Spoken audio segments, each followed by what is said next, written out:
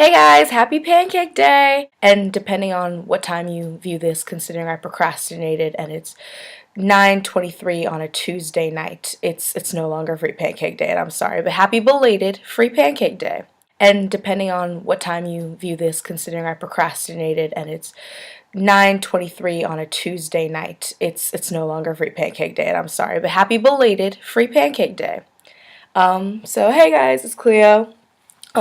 This video is going to be kind of short. I'm not feeling too hot, and it's not because it's newly March, and it's not because I'm sick either. I hate being sick, so I don't do it. It's just going to be a short video, sorry, but which really sucks because I really wanted to give as much time as I could to the poem I'm going to be talking about today. It's not in a book. It's actually, or if it's in a book, I don't really know about it. But it's a YouTube video poem. It's on Button Poetry. You should subscribe to them, and I'm going to post the video in the description box. It's by Ariana Brown and Arati Warrior, and they performed it at CUPSI 2014, and I just really think it's a really beautiful poem, and I really wanted to get the chance to share it with you guys.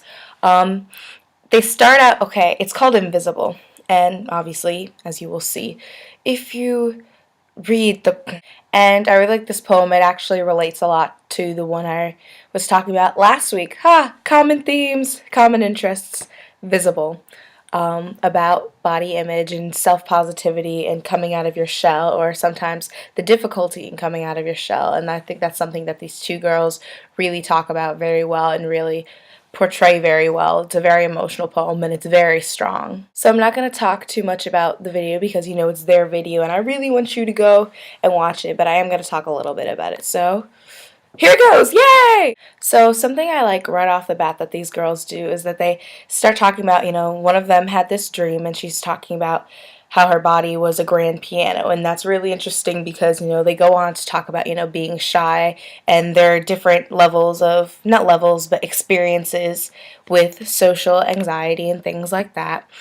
But when you first think of a piano, you think of it something as it's very large and it's beautiful and it takes up space and it fills the whole room. But the thing about pianos is that they can play very soft or they can play very loud, but the music is still good either way. And I don't know, people are like that. People are, if you were an instrument, what would you want to be?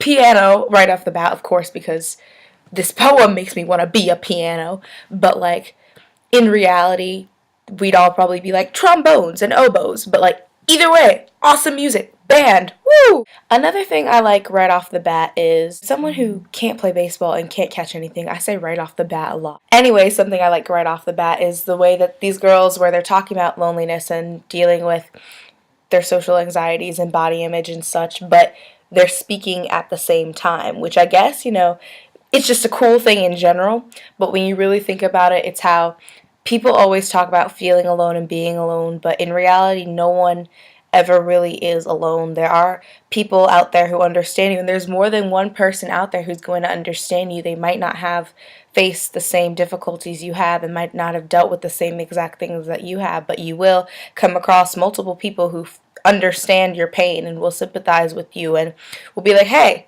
bro, I see you. We got this together. Yeah. One of them talks about how they talk a lot, but they're worried it doesn't mean anything, and the other one is very quiet, but both of them feel very lonely. Again, quiet piano music, loud piano music. Either way, it's music. It's loneliness or awesomeness depending on what you're feeling. One of the girls, she's talking about how boys used to look at her and tell her that she was so easy to make fun of because she stayed quiet and that people would make a feast of her silence. And I think that's very important, and I think that's a lesson that everyone needs to learn about the difference between consent and silence, being drunk and consent, things like that, that you would hope people would know, but it's not entirely clear. I just want to take this chance to say, no means no, yes means yes, maybe doesn't mean yes, silence doesn't mean yes.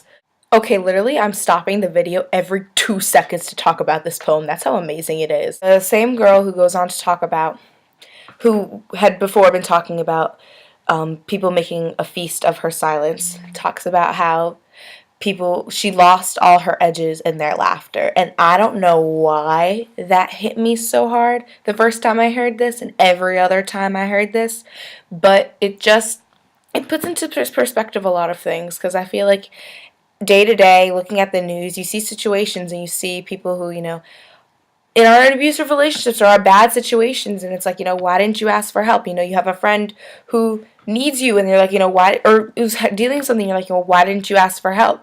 But it's a lot harder to ask for help than it is to give help, I think. And in that situation, like in that moment, it's very hard to stand up for yourself, and it's very hard to go, hey, I need help, like, get me out of this. So I don't know what I'm saying other than that, yes. I promise I know how to use words. I promise. This isn't reflecting well on me. Say that they forgot their instrument, aka their piano bodies. Their piano bodies. Could you imagine that, being half human, half piano? Focus. And they say they forgot their instrument was only meant for one. Yes! Do you? Again, said this in the last video. I'm gonna say this every time. I'm sorry.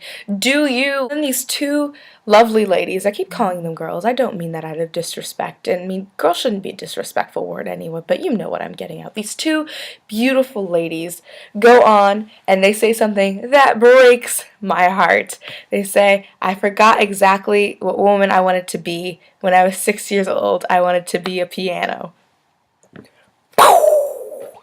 Like, everyone has seen that post. It circles the internet like a tornado of look at yourself in the mirror and think about what you've done.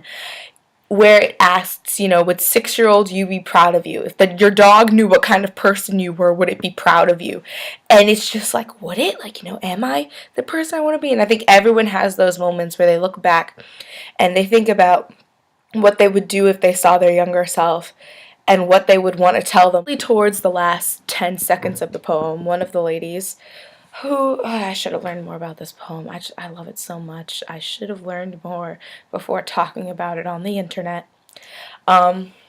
Says something that I think is really important, where she says, I'm going to spend the rest of my life unlocking the chambers in my throat. And I think that's very, very, very, very, very, very, very, very, very, very, very, very, very, very important. Because I think a common misconception is that I think is being adjusted isn't the right word. I think people are learning more about it, is that things like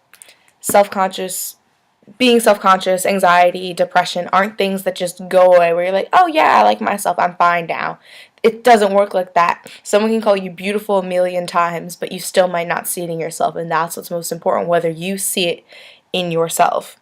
And that is the short, slightly congested version of how I feel about this poem, Invisible. Please check it out. It's going to be in the description box.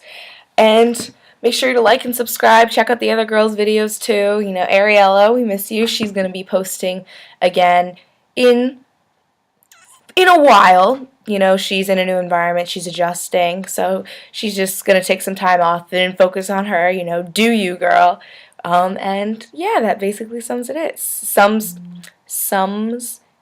up. I can't talk tonight. I'm sorry. So, see you in 2 weeks. Hopefully, I'll have my tongue untied by then. So, bye, guys.